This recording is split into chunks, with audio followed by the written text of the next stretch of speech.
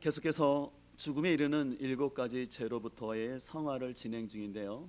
우리가 살펴보고 있는 이 7가지 죄들은 하나님과의 우리의 관계를 단절시킴으로 말미암아 우리가 더 깊은 성화로 나가는 것을 방해하는 것들입니다. 그래서 우리가 한 주 한 주 진행되는 이 시리즈 설교를 통해서 우리는 우리 자신의 모습을 깊이 성찰함으로 인하여서 우리가 주님 앞에 더욱더 성화의 구원을 이뤄갈 수 있기를 소망합니다. 오늘은 6번째 시간으로 나태에 대해서 함께 살펴보고자 합니다. 우리는 나태하면 어떤 생각이 떠오르는지 모르겠지만요, 여러분들 흔히 졸린 눈을 가지고 아주 천천히 움직이는 여러분들 나무늘보 아시죠? 예, 나무늘보라는 있는데 여러분들 비디오 보신 분들은 알겠지만 진짜 가슴이 답답할 정도로 천천히 움직입니다. 그래서 우리는 저 모습을 보면서 마치 어떤 사람이 빈둥거리면서 소파에서 왔다 갔다 하면서 그냥 TV 리모컨을 만지고 있는 그런 모습을 상상할 수가 있습니다. 근데 오늘 우리가 좀 살펴보고자 하는 나태는요, 이런 육체적인 나태뿐만 아니라 영혼이 병든 것처럼 의욕과 활력을 잃어버린 영적인 게으름에 대해서 우리가 함께 살펴보고자 합니다. 우리가 왜 이 부분에 잘 분별을 해야 되냐면요, 어떤 사람은 굉장히 분주하게 막 움직이는 것 같지만 정작 중요한 것을 놓치고 미루고 있는 경우가 있을 수 있습니다. 그로 인하여서 열심히 종교 생활은 하고 있는 것 같지만 신앙의 진보가 없이 계속해서 과거의 상태에 머무르고 있다면 그것은 그 사람 삶 가운데 나태가 있는 것이죠. 그래서 단테가 지은 신곡을 보게 되면 이 땅 가운데서 이 나태의 죄를 범한 사람들이 그 연옥에서 받는 고통이 있는데, 지금 여러분 동그라미 표를 본다면 잘 보이지는 않겠지만 사람들이 분주히 뭐하고 있는, 달리고 있는 거예요. 그러니까 이 땅에서도 분주하게 달렸던 사람들이 또한 그곳에 가서도 분주히 달리기만 하고 있는 것을 볼 수가 있습니다. 그림 한 장을 보여드릴 텐데, 마치 오늘날 현대 셀러리맨들이 한 손에는 핸드폰을 가지고 한 손으로 햄버거를 먹으면서 그 노트북을 보면서 굉장히 어떤 일에 집중하고 일을 분주히 하고 있는 것 같지만, 우리는 잘 분별할 것은 뭐냐면 이 성실함으로 가장된 표면적 분주함 속에 숨겨져 있는 치명적인 나태가 있음을 우리는 기억해야 된다는 것입니다. 예를 들어서 저 같은 경우 제가 목회자로서 매일같이 새벽 기도를 하고 또 오전에 나와서 공부하고 또 선교를 준비하고요, 또 점심시간을 이용해서 성도들을 만나고 상담하고 또 오후에도 계속해서 사역을 하면서 제가 주일 밤늦게까지 계속해서 공부를 한다고 할지라도 만약에 거기서 제가 핵심적인 거고 중요한 것을 미루고 있다면 그것은 제가 나태한 목회자가 될 수 있다는 것입니다. 그런 의미에서 우리는 진정한 성실함과 표면적 성실함을 분별을 해야 합니다. 여러분 잘 기억하셔야 돼요. 내가 겉으로 성실한 사람인지 내가 진정으로 성실한 사람인지를 분별을 해야 한다는 것입니다. 그래서 4세기 수도사인 에바그리오스는 나태는 수도원 생활을 하는 수도사들에게 최악의 악덕이라고 얘기했습니다. 왜 이런 말을 했냐면요, 아무래도 수도원 생활은 연약한 환경 속에서 그들이 계속해서 오랜 금욕 생활을 하다 보면은 그들이 건강 상태가 나빠지게 됩니다. 그렇게 되면 이 수도사들 마음 가운데 미래에 대한 염려와 또 건강에 대한 걱정이 생기게 되죠. 그러면 마음이 의기소침하게 됨으로 인하여서 그들 안에 무기력이 찾아올 수 있다는 것입니다.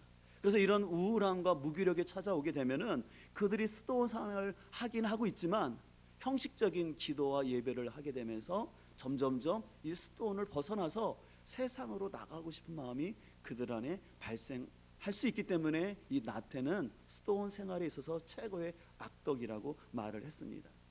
이런 차원에서 히에레 루무스는 그가 그림에서 이렇게 표현하고 있어요.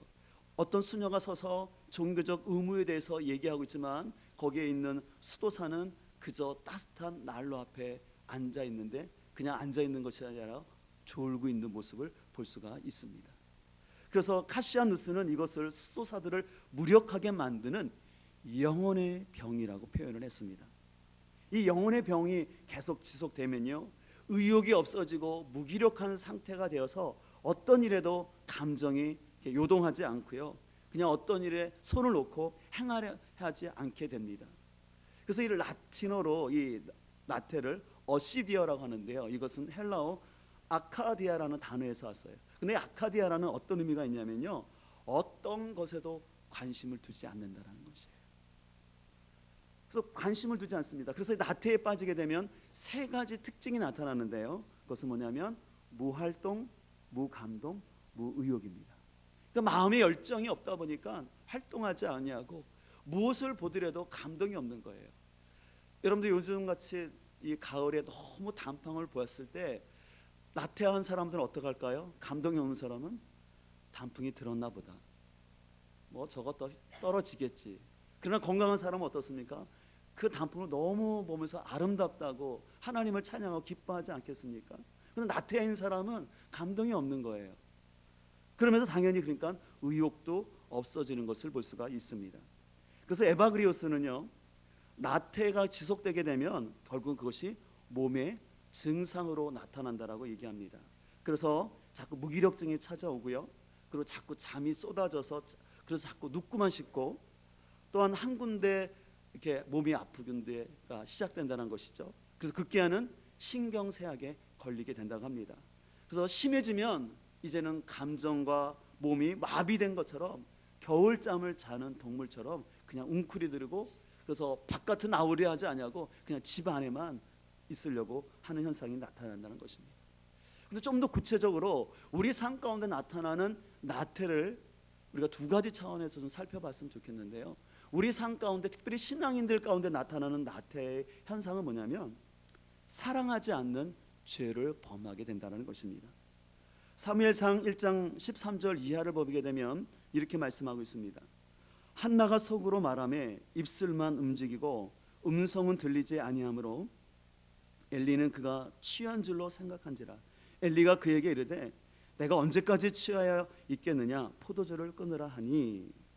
여러분들, 당시 엘리 제사장은 그 누구보다도 백성들의 형편을 잘 살펴서 돌봐야 될 책임이 있었습니다. 하지만 그가 영적인 나태 가운데 머물게 되자 그는 한나의 어려운 사정을 알지 못했어요. 그리고 한나가 너무 고통스러워서 입술만 움직이면서 소리내지 않고 기도하니까 술 취했다고 포도주를 끊으라고 속단하는 모습을 보여주고 있습니다. 그래서 백성들의 형편을 부지런히 살피고 무엇보다 제사장으로서 자녀 교육에 최선을 다해야 할 엘리 제사장은 이 나태함으로 인해서 백성을 돌보는 사랑에 있어서도 또 자녀를 교육하는 일에 있어서도 실패하는 모습을 보여줍니다. 이런 차원에서 봤을 때 우리가 그동안 교만에 대해서 또 시기에 대해서 분노와 탐욕들에 대해서 살펴봤는데요, 이러한 죄들은 행하는 죄를 범하였다면 이 나태는 행하지 않는 죄를 범하는 거예요. 우리가 하나님께 마땅히 사랑해야 될 것이 있는데 그것을 사랑하지 않는 것이 나태 가운데 나타나는다는 것입니다. 여러분, 나태의 반대말은 무엇일까요? 그 근면인데, 이 근면이라는 단어에는 사랑하다라는 뜻이 있어요. 그래서 여러분, 부지런한 사람이 사랑도 잘하는 것 같습니다. 아마 공감 가실 거예요. 부지런하지 않은 사람은요, 제대로 사랑을 할 수가 없습니다. 이런 차원에서 나태가 우리 신앙인들에게 가장 큰 위협이 되는 것은 뭐냐면 우리가 사랑해야 할 첫 번째 대상인 하나님께 대한 우선순위를 두지 아니하고 예배에 소홀해진다는 것입니다. 그래서 우리가 내가 영적으로 나태한 사람인지 아닌지를 분별할 수 있는 것은 뭐냐면 내가 예배를 준비하고 예배를 드리는 모습을 보면 나의 영적인 나태 지수를 알 수 있습니다. 또 저와 같은 목회자로서 또 교회의 영적 리더인 목자들이 나태 가운데 있게 되면은 성도들과 목원들을 돌보는 일에 열심을 내지 못하는 거예요. 그래서 영혼들을 사랑하지 못하고 돌보는 일에 게으름을 피게 되면은 자신뿐만 아니라 결국은 그 목장과 그 공동체가 붕괴되고 생명력을 잃게 되는 것을 볼 수가 있습니다. 그래서 나태가 우리에게 위험한 이유는 뭐냐면 우리가 사랑해야 될 하나님과 성도에 향한 사랑을 잃게 한다는 것입니다. 두 번째, 나태가 왜 위험한 거냐면 그것은 파괴적인 미루는 습관을 만든다는 것입니다. 2장 12절에 보면 엘리의 아들들은 행실이 나빠 여호와를 알지 못하였다라고 말합니다. 여기서 여호와를 알지 못했다는 것은 그들이 하나님을 이론적으로 몰랐다는 건 아니에요. 그들은 하나님을 알았어요. 근데 문제는 그들 마음에 하나님을 향한 두려움이 없었다는 거예요. 하나님을 지식적으로 알았지만 하나님을 두려워하지 않았어요. 그 이유는 뭡니까? 바로 엘리 제사장부터가 하나님에 대한 사랑이 식어지다 보니까 자녀 교육에 있어서도 형식적으로 대함으로 인해서 자녀들도 그 실패한 삶을 반복하는 것을 볼 수가 있어요. 그래서 오늘 본문 22절은 이렇게 말합니다. 엘리가 매우 늙었더니라고 말합니다. 그의 아들들이 온 이스라엘에 행한 모든 일과 해막 문에서 수종드는 여인들과 동침함을 듣고 그들에게 이르되 너희가 어찌하여 이런 일을 하느냐, 내가 너희의 악행을 이 모든 백성에게 듣노라라고 했어요. 근데 문제는 듣기만 했지 구체적으로 자녀들의 삶을 돌이키는 영향력은 엘리에게 없었다라는 것입니다. 오늘 엘리는 아들들에 대한 나쁜 소식을 들었음에도 불구하고 듣기만 하지 그것을 고치려는 행동을 하지 않고 미루고 있는 모습을 보게 됩니다.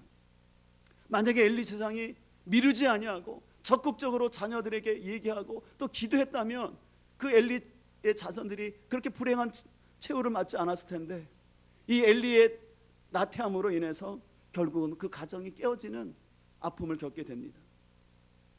저는 이 말씀을 준비하면서 아니 왜 엘리 제사장이 왜 적극적으로 반응하지 않냐고 이런 상황에서 미뤘을까를 생각해 봤어요. 그건 아마 그런 종교적인 분위기 속에서 우리 자녀들이 언젠가는 돌이킬 기회가 있다라고 생각했는지 모릅니다. 그러면서 그는 설마 우리 자녀들이 우리 가정에 무슨 일이 있을까? 난 어쨌든 그래도 난 제사를 드리고 제사하니까 우리 가정에는 설마 이런 일은 없을 거야 라고 그가 너무 안일하게 생각하지 않았나 생각해 봅니다. 수도사들도 마찬가지입니다.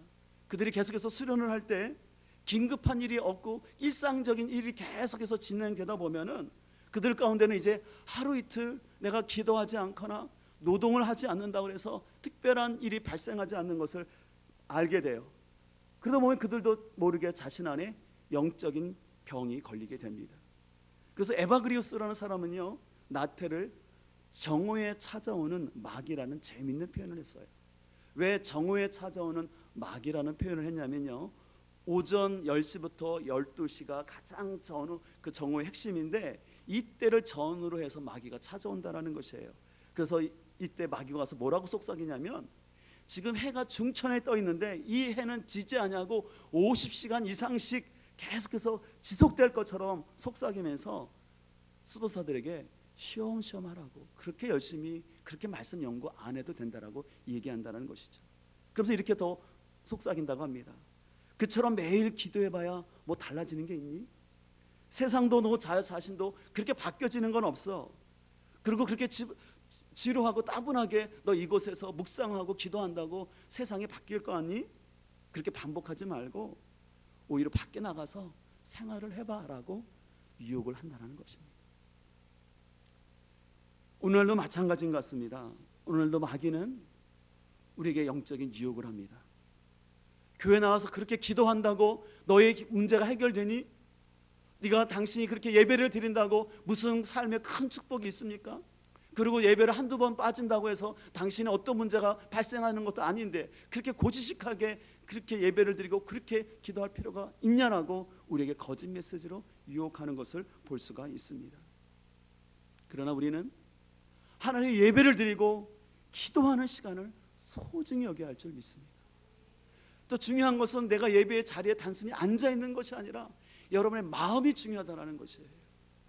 여러분들이 지금 하나님께 예배를 드리는 이 자리에 있음에도 불구하고 혹이라도 여러분들이 영적인 병에 걸려 있는 사람은요, 그냥 이 시간이 지나가기를 바라면서 무감각하게 그냥 앉아있기만 할 뿐이지 하나님과의 영적인 만남이 없는 거예요. 혹시 여러분이 그런 가운데 있다면 여러분들이 빨리 그것을 돌이킬 수 있기를 소망합니다. 그래서 단테는 이런 표현을 했어요. 나태한 자는 일생 동안 미루는 습관을 갖고 있다가 더러는 회개하는 일까지도 미루고 만다. 굉장히 무서운 도전적인 얘기지 않습니까? 계속 미루다가 회개할 것까지도 미룬다라는 것입니다. 이 말은 실은 우리 주변에서 많이 보고 있는 현상 아니겠습니까? 많은 사람들이 내가 때가 되면, 내가 좀 이렇게 여유가 되면, 그리고 내가 안정이 되면 교회를 나오겠다고 미루다가 단테의 표현처럼 회개할 기회도 미룸으로 말미암아 그들이 하나님의 엄한 심판을 받고 있다는 것을 우리가 기억할 수 있기를 소망합니다. 그렇다면 우리는 이런 나태를 어떻게 극복할 수 있을까요? 우리는 먼저 소명의식과 삶의 목표를 회복해야 합니다. 오늘 본문 30절은 이렇게 말씀하고 있습니다. 그러므로 이스라엘 하나님 나 여호와가 말하노라. 내가 전에 내 집과, 바로 엘리죠, 엘리 집과 내 조상의 집이 내 앞에 영원히 행하리라 하였으나, 이것은 뭐냐면 제사장 직분을 영원히 행하리라고 말씀하셨지만 이제는 나 여호와가 말하노니 결단코 그렇게 하지 아니하리라 라고 말씀하십니다. 이 말은 뭐냐면 엘리에게 제사장 직분을 더 이상 맡기지 않겠다라는 것이에요. 그 이유는 엘리가 자신이 제사장으로서의 부르심 받은 그 소명을 잃어버리고 나태한 가운데 있었기 때문에 하나님이 그에게 그 제사장 직분을 걷어가겠다고. 비록 너와 너희 조상들에게 약속했지만 너의 그 나태한 삶 때문에, 너로 인하여서 백성과 자녀들이 잘못되고 있기 때문에 내가 더 이상 너를 그 제사장 자리에 앉혀둘 수 없다라고 말씀하시는 하나님의 무서운 말씀입니다. 우리는 이것을 통해서 다시 한번 우리의 소명을 잘 회복할 수 있기를 소명합니다. 하나님이 나를 부르신 자리에서, 하나님께 나를 택하신 그곳에서 그 맡겨진 사명을 잘 감당해야지만 우리 영혼이 살 수가 있습니다. 그런 의미에서 우리가 나태를 극복하기 위해서는요, 여러분들의 시간표에 더 많은 일정을 적어놓고 또 규칙적으로 기도하고 그런 것도 더 중요하지만 무엇보다 중요한 것은 여러분들의 소명의식을 회복하는 것이에요. 하나님이 나를 부르신 목적이 무엇인가를 우리가 아는 게 중요합니다. 그런 의미에서 여러분들, 소율이 문답은 하나님께서 우리를 구원하신 그 목적을 이렇게 가르칠 수 있어요. 그 소율이 문답 첫 번째는 뭐냐면 사람의 제일 된 목적은 무엇냐는 질문 앞에 그것은 바로 하나님을 영화롭게 하고 영원토록 즐거워하는 거라고 가르치고 있습니다. 우리가 하나님을 영화롭게 하고 영원토록 즐거워하는 것은 뭡니까? 그것은 바로 예배인 거예요. 그래서 여러분들, 하나님이 우리를 구원하신 이유는 여러분들 우리를 예배하기 위해서 부르신 거예요.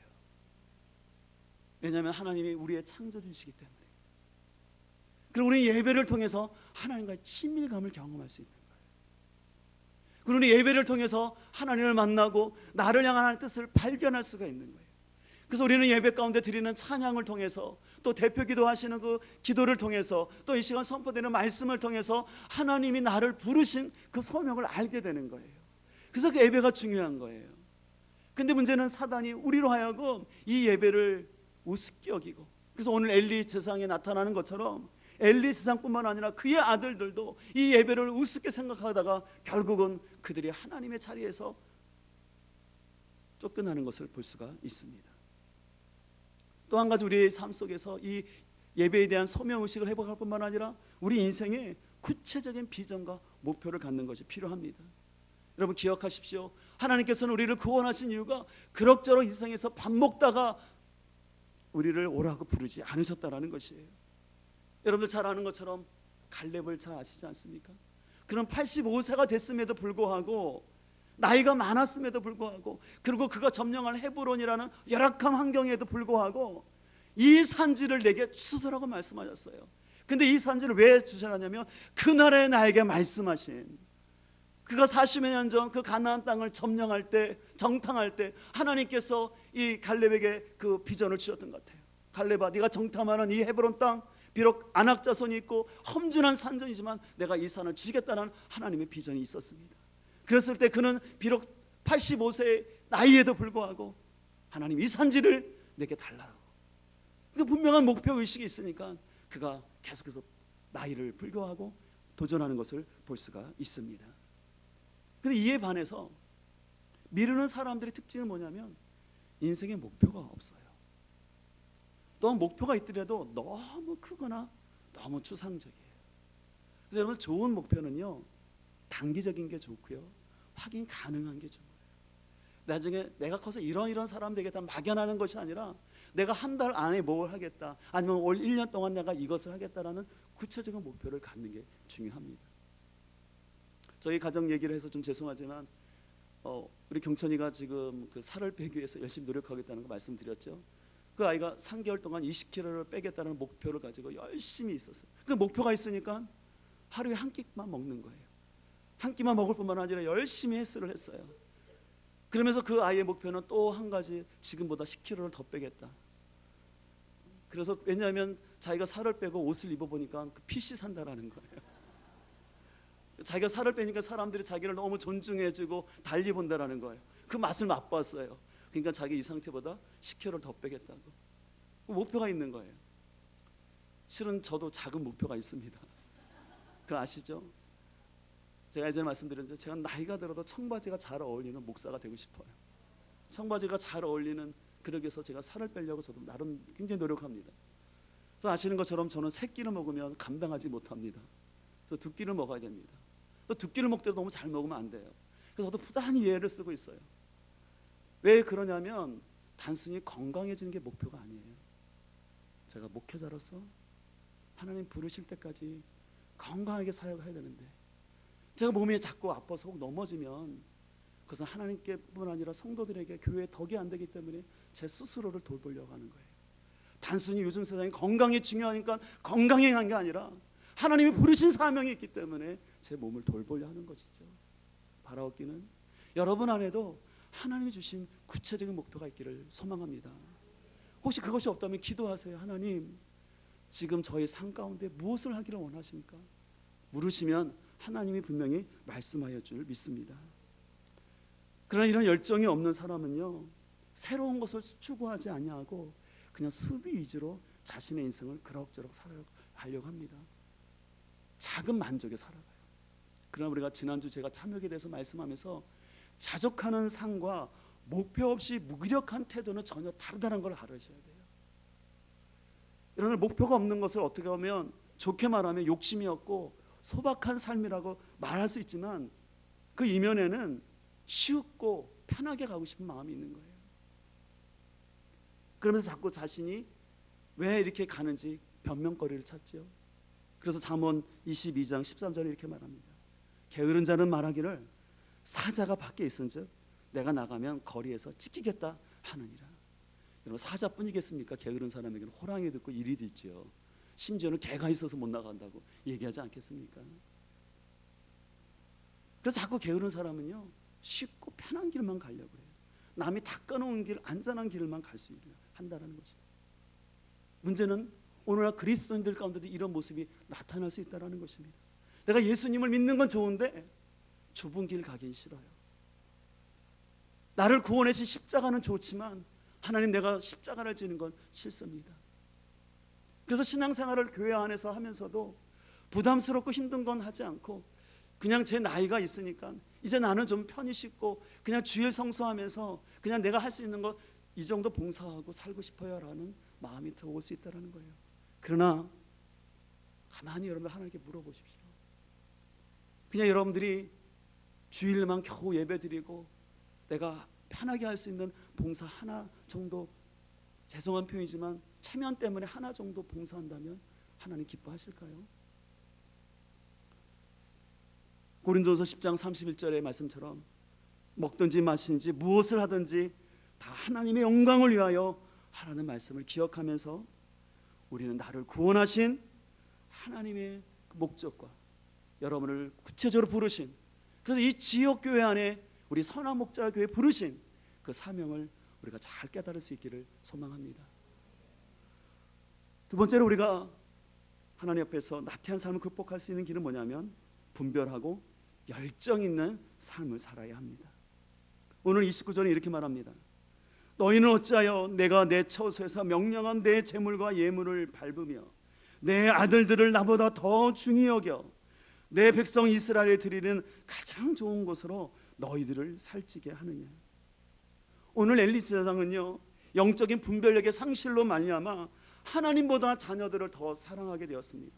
그로 말미암아 그 자녀들은 제대로 된 교육을 받지 못함으로 인하여서 손대지 말아야 할 것들을 손대는, 그로 인해서 하나님의 심판을 받게 됩니다. 그래서 엘리의 분별력 없는 그 영적 생활이 그대로 그 자녀들에게도 영향을 미쳐서 자녀들도 전쟁에서 죽었을 뿐만 아니라 여러분 아는 것처럼 사무엘상 4장을 보게 되면 이 엘리가 비대한 몸으로 의자에 앉아 있다가 뒤로 넘어졌는데 목이 부러져서 죽었다고 얘기했어요. 성경은 부추기고 말아요. 엘리가 나이가 많았을 뿐만 아니라 비대했다라는 거예요. 왜 성경이 구체적으로 왜 엘리가 비대했다라고 말할까요? 그것은 바로 엘리 제사장의 영적인 모습을 그대로 보여준 것이었어요. 엘리 제사장은 그냥 아마 자신의 본능대로 살았던 것 같아요. 그러나 우리는 끊임없이 우리의 감정이나 본능이 아니라 하나님의 선하시고 기뻐하신 뜻이 무엇인지를 우리가 분별하며 나가기를 소망합니다. 여러분, 특별히 분별 가운데 우리는 사람과의 만남에 있어서도 잘 분별을 해야 됩니다. 오늘날 마귀는요, 우리로 하여금 성도들로 하여금 예배와 기도의 자리보다는 자꾸 사람들과 만나서 밥 먹고 차 마시고 사람들 얘기하고 편한 것, 쉬운 것, 자꾸 그것만 누리도록 자꾸 우리를 유혹하는 것을 볼 수가 있어요. 요즘 우리의 삶이 너무나 부유합니다. 그러다 보면 우리 안에는 영적인 갈급함들이 많이 사라지는 것을 볼 수가 있어요. 제가 지난주 필리핀 선교를 하면서 이제 마무리하는 시간에 저희들이 좀 쉼을 갖기 위해서 아주 좋은 곳을 가게 됐어요. 그래서 좋은 환경을 바라보는 가운데 제 마음속에 하나님, 이 좋은 환경 가운데 하나님 어떤 하실 말씀이 있으신가요? 라고 제가 하나님께 물었어요. 근데 그럴 때 하나님께서 저에게 주시는 말씀이 있었는데 요한계시록 3장 14절 말씀을 주시는 것이었습니다. 실은 제가 하나님께 그 말씀을 구했을 때는 하나님께서 좀 하나님 저희 교회와 또 저를 향한 하나님의 축복의 그런 말씀을 기대하고 말씀을 구했는데 하나님께서 저에게 주셨던 그 말씀은 실은 굉장히 경고의 말씀이었어요. 이런 말씀이었습니다. 라오디아 교회의 사자에게 편지하라. 아멘이시요 충성되고 참된 증인이시요 하나님의 창조의 근본이신 이가 이르시되 내가 내 행위를 아노니 내가 차지도 아니하고 뜨겁지도 아니하도다. 내가 차든지 뜨겁든지 하기를 원하노라. 내가 이같이 미지근하여 뜨겁지도 아니하고 차지도 아니하니 내 입에서 너를 토하여 버리리라. 내가 말하기를 나는 부자요 부유하여 부족한 것이 없다 하나 내 공고한 것과 가련한 것과 가난한 것과 눈먼 것과 벌거벗은 것을 알지 못하는도다. 제가 실은 이 말씀을 하나님께 주셨을 때 좀 당혹스러웠어요. 그러나 하나님이 제가 좀 저와 우리 교회의 모습을 바라봤을 때 하나님께서 우리 교회를 정확히 진단하시면서 주신 말씀이 아닌가 생각합니다. 우리는 과거에 비해서 많이 성장했고 많이 풍요해졌습니다. 그러다 보면 우리 안에 이만하면 됐다고, 그래서 우리끼리 여기서 분위기 좋게 교제하고 있으면 좋겠다라고 자꾸 생각하는지 모르겠습니다. 그런데 하나님은 저뿐만 아니라 우리 공동체를 향해서 말씀하십니다. 우리가 착각하지 말라라는 거예요. 영안이 열려서 우리 영적인 상태를 바라보고 하나님 바로 나오라고 말씀하고 있습니다. 네가 차갑든지 뜨겁든지 알아. 미지근하면 내가 너희를 토하여 내겠다고 말씀하고 있습니다. 우리가 이런 미지근함을 극복하기 위해서 우리에게 필요한 것은 열정입니다. 여러분, 열정이라는 영어 단어에 인투시아즘이라는 단어가 있는데요, 이것은 뭐냐면 하나님 안에 있다는 뜻이에요. 그 마음이 하나님 안에 있을 때 하나님으로 인하여 취한 상태, 하나님으로 흥분된 상태가 열정이라는 것이에요. 그래서 우리가 하나님 안에 있을 때 하나님의 마음을 알게 되고, 그리고 하나님의 마음을 알 때 그 사람에게 힘이 생긴다는 것이에요.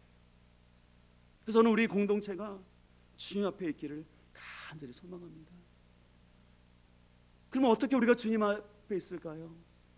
여러 가지가 있겠지만 우리는 매일의 삶 가운데 하나님을 말씀을 묵상하는 것을 알 수가 있습니다. 그와 더불어 저는 우리 공동체가 기도의 열정을 회복할 수 있기를 간절히 소망합니다. 그래서 제가 요즘 바쁘지만 일주일에 하루나 이틀을 기도원을 가려고 몸을 애쓰는 이유가 있어요. 왜냐하면 실은 하나님께서 저에게 은혜를 주셨던 것은 저 안에는 기도원의 영성이 있어요. 제가 기도원 생활을 한 건 아니지만 어렸을 때 중고등학교 다닐 때부터 금요일마다 철야 기도할 때 우리 어른들, 목사님과 권사님들과 함께 기도원에 올라갔을 때, 도봉산에 있는 제1기도원 올라가고 삼각산에 있는 기도원, 구국기도원 가서 기도하고 그 바위에 앉아서 그 나무 붙잡고 흔들고 막 기도했던 그 영성이 제 안에 있어요. 그래서 저도 어떤 중요한 문제나 어떤 것도 갈급할 때 제가 기도원을 찾는 이유가 거기 있어요.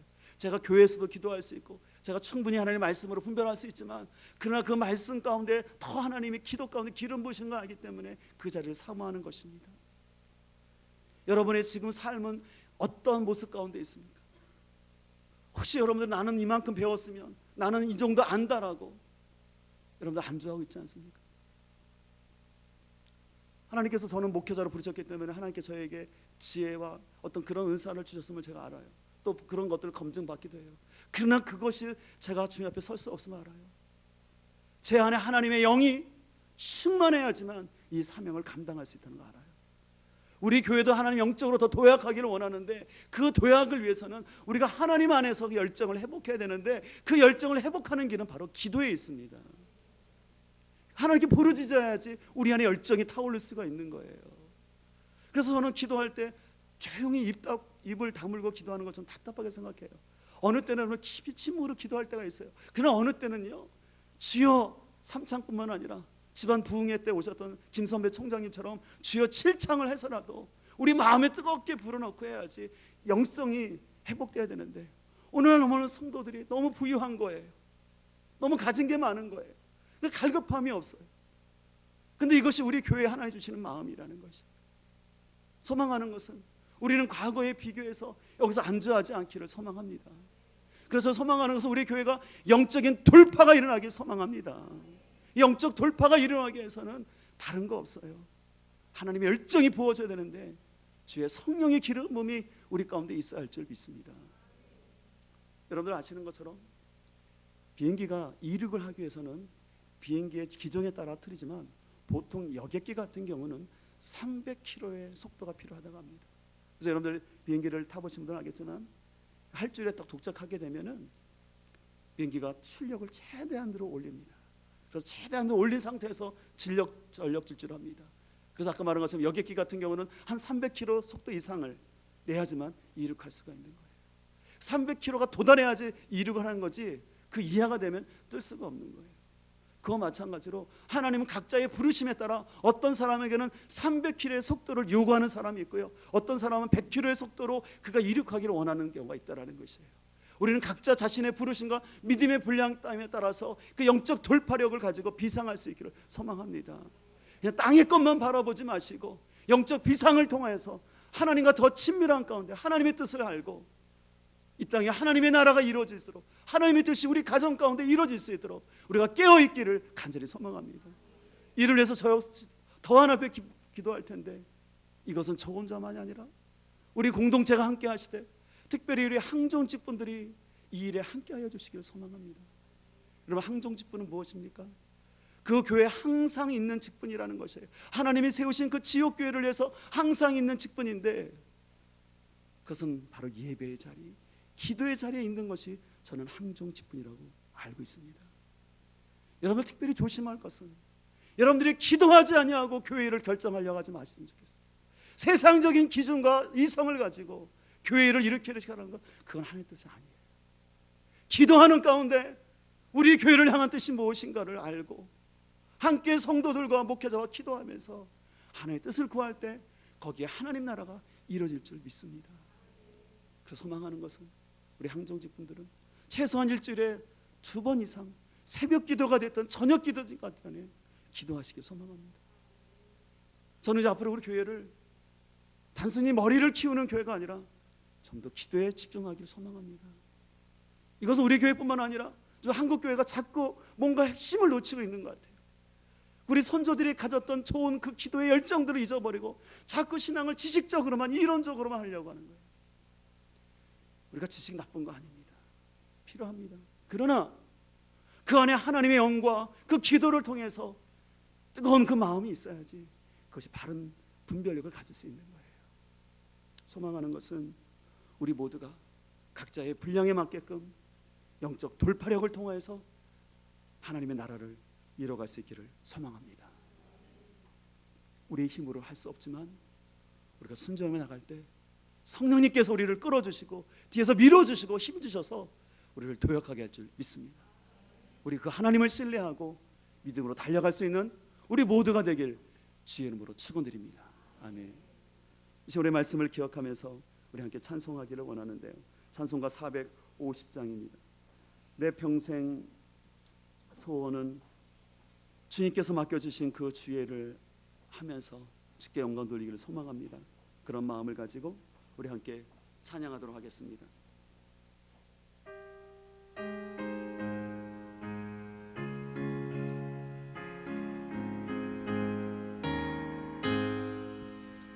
내 평생 소원이 높은 주의 일 하다가 이 세상이 멸하는 날 주 앞에 가리라.